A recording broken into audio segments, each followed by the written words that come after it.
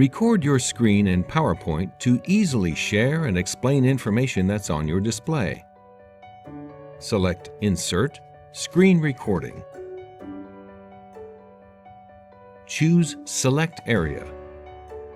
Click and drag the crosshaired cursor over the area you want to record. Select Record to start recording.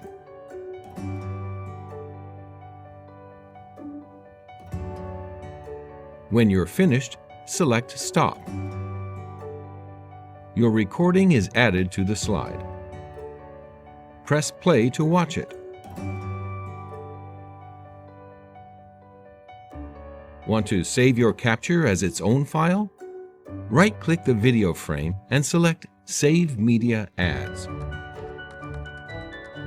Enter a file name and select Save. To make changes to your video, right-click on the video frame and select Style to change the style. Select Trim to shorten your video.